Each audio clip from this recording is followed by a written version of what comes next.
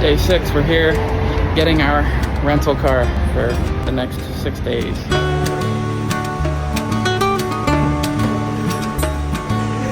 We have left Riad Andala Spa, which was incredible. The service there was fantastic. The rooms are amazing and beautiful. Yeah. The whole place was really beautiful. Yeah, the amenities, the pillows, that was the best sleep I've gotten so far on this trip. The hosts were so nice and so generous. When they found out we were leaving before breakfast was being served, He gave us a little to-go box. Yeah. This was so cute. yeah, so we got some food to go, and he made us coffee as we were leaving, and you know, he called a taxi. He called a taxi. He had a homie. Just super nice people and super nice place. I really like the location of the other place, which is why we're going to go back there, back to the first Marrakesh Riad at the end of our trip.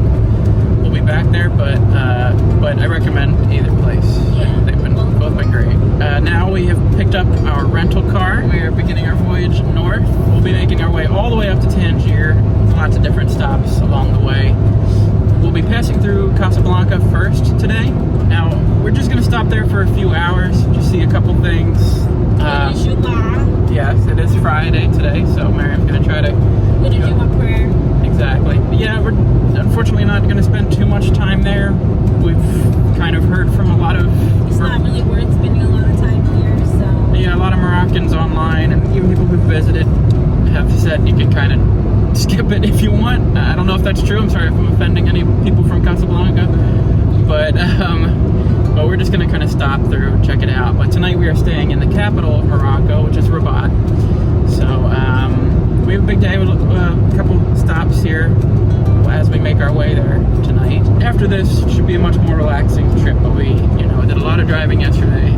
Have a decent amount today, just, a lot of movement today. It's better than drive, though. That's Yes. a lot of sitting. Yes, this is... Not driving. I like to take the wheel. Yeah, it was, on the Sahara tour, we were on a big group schedule, had to get up at like 5 or 6 most mornings, and then, we would have events going until 10:30 almost every night, and then we'd have to shower after those events and get sleep and then wake up and do it all again, and there was just no flexibility with your own, like, free time or anything, which is, we knew that, obviously, going into it, but it's really nice to be back on our own schedule at this point and just move at our own pace, and that makes today and all the days coming up a lot easier, and there's a lot to look forward to coming up, so stick around.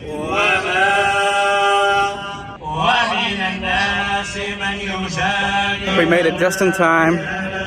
Miriam has gone inside to pray, and I'm going to spend the next 30 minutes just kind of exploring, getting various clips of the area. This is really cool and really special, and I'm glad we were able to make it here in time for this.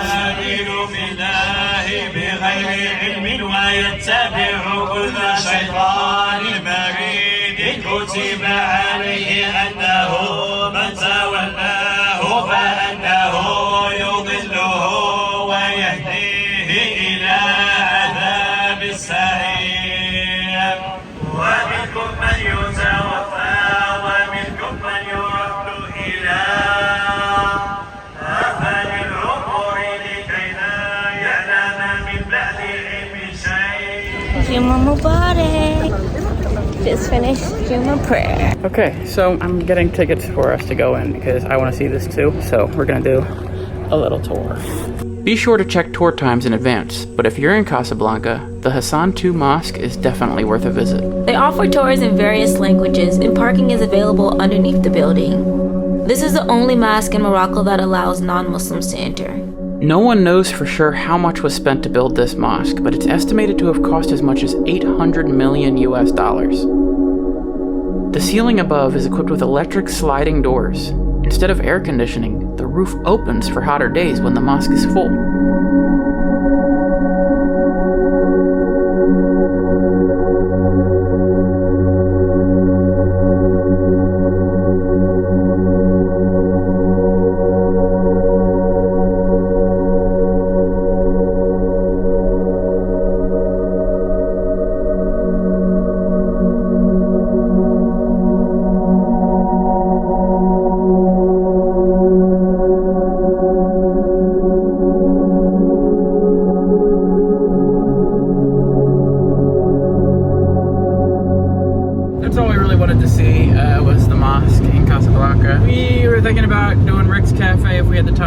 not have the time. So we're just gonna continue on our way, and now we head to the capital. We head to Rabat. This is a part of the trip where things briefly took a turn for the worse. Overall, what we dealt with in Rabat was a small issue, despite it feeling big at the time. However, our negative experience here was recontextualized shortly after. Let's start at the beginning.